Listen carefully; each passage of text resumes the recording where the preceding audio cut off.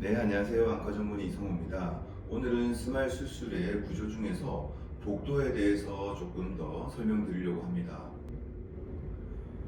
우리 학창 시절에 교실 앞에 있던 그 통로를 복도라고 하지 않습니까? 그것과 사실 동일한 단어입니다. 영어로는 코리도라고 하는데 아직 한국에서는 스마일 수술에서 이 부분을 지칭하는 의학 용어가 없기 때문에 한글로 표현할 때는 복도라는 단어를 쓰게 됩니다. 그러면 스마일 수술에서 복도는 어디일까요? 수술 필드에서 보시면 동심원의 가장자리를 우리는 복도라고 합니다. 그림에서는 이 부분이 되겠습니다. 캡컷의 주변부가 될 테고요. 2차원적으로만 레이저가 된 부분, 즉 우리가 수술할 때 박리는 되는데 제거하는 렌티큘에는 영향을 주지 않는 부분, 이 부분이 복도라고 할 수 있겠습니다. 복도의 너비는 보통 0.5mm로 세팅을 합니다. 그러면 굳이 왜 제거는 되지 않고 박리만 되는 그런 구조를 만들었을까요? 이유에 대해서 하나씩 알아보도록 하겠습니다. 수술 과정을 보면서 우선 말씀을 드리겠습니다. 제가 캡사이드 컷, 즉 입구를 통해서 시작을 하는데 바로 렌티큘로 접근하는 것이 아니라 위쪽 복도를 먼저 만듯하고 위쪽 렌티큘로 접근하고 있죠. 보통 복도를 타면서 접근한다라고 표현을 하는데 렌티큘에 접근할 때 복도를 타는 것이 수술에 좀 더 용이합니다. 왜냐하면 렌티큘의 윗부분은 복도와 이어져 있기 때문이죠.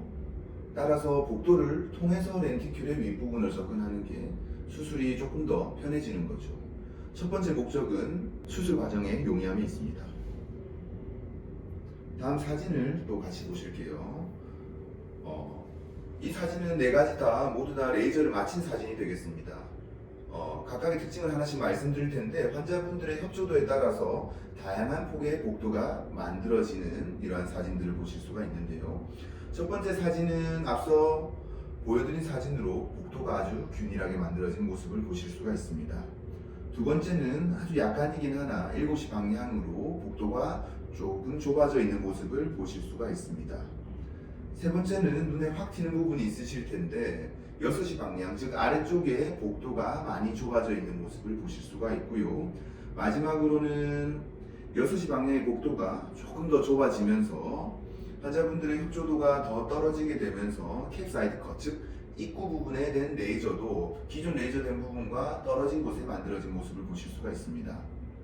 이처럼 환자의 협도도는 다를 수 있지만 복도의 존재가 그 완충장치 역할을 하면서 수술의 결과에는 영향이 없게 합니다. 왜냐하면 아무리 좁게 복도가 완성이 되더라도 만들어지기만 하면 이후 렌티큘을 제거하는 우리의 소기의 목적을 달성하는 데는 특별하게 어려움이 없기 때문입니다. 이것이 복도의 두 번째 목적입니다. 마지막으로 복도가 제일 좁게 만들어졌고 캡사이드 컷, 즉 입구도 기존 레이저 된 부분과 떨어져 만들어진 사진의 영상을 같이 보시겠습니다. 이분은 레이저가 될 때부터 계속 눈을 조금씩 움직이셨습니다. 렌티큘 사이드 컷 할 때도 조금 협조도가 떨어지면서 이격이 된 모습을 보실 수가 있고요.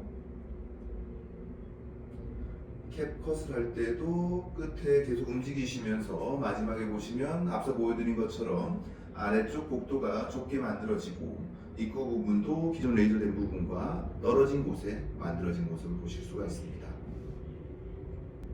입구 부분이 기존 레이저 된 부분과 공간적으로 떨어져 있긴 했지만 그 범위가 크지 않다 판단해서 조금 더 박리만 진행하면 제가 복도로 접근할 수 있다 판단을 했고 수술을 진행하였습니다.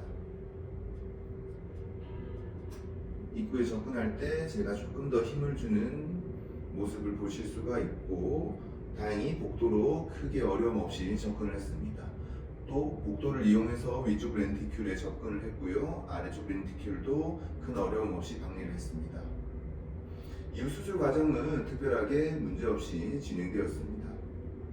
이 케이스는 환자분의 협조도가 아주 떨어진 케이스로 하지만 복도는 어느 정도 만들어졌기 때문에 이후 수술 과정에 특별한 문제가 없었고 수술 예후에도 큰 영향은 없었습니다.